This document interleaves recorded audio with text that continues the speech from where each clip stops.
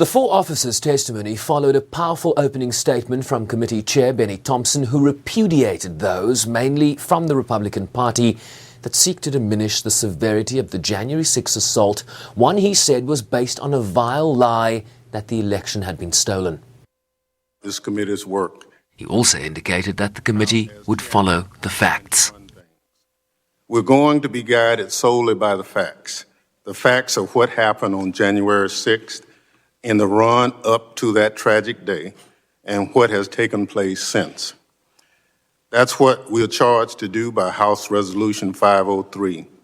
There's no place for politics or partisanship in this investigation. Our only charge is to follow the facts where they lead us. Hi, everybody. Good morning. Just two Republicans, Liz Cheney and Adam Kinzinger, are serving on the committee against their party's wishes after Speaker Nancy Pelosi vetoed the GOP's original picks for the panel. The committee, whose work is expected to take months, also saw new video of the assault as it unfolded in gut-wrenching fashion as rioters hunted down members of Congress.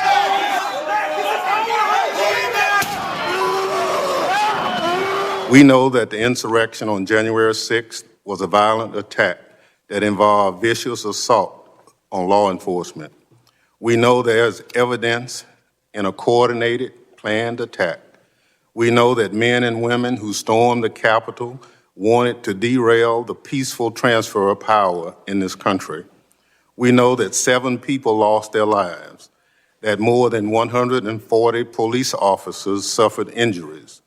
We know that efforts to subvert our democracy are ongoing, and a major part of the Select Committee's work will be to find ways to eliminate that threat.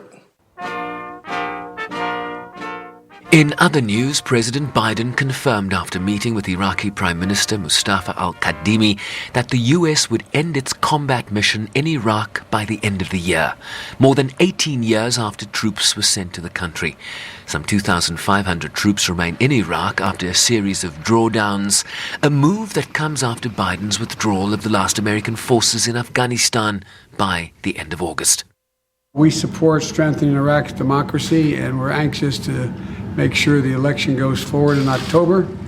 And we're also committed to our security cooperation. Our shared fight against ISIS is critical for the stability of the region, and our counterterrorism cooperation will continue even as we shift to this new phase we're going to be talking about.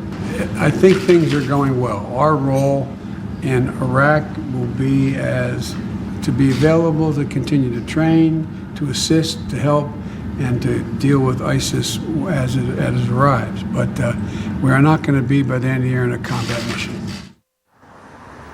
Finally, as it relates to COVID-19 and in a major reversal, the Centers for Disease Control and Prevention is expected to recommend that fully vaccinated people wear masks indoors in some areas of the country as concerns about the highly transmissible Delta variant continue to grow here.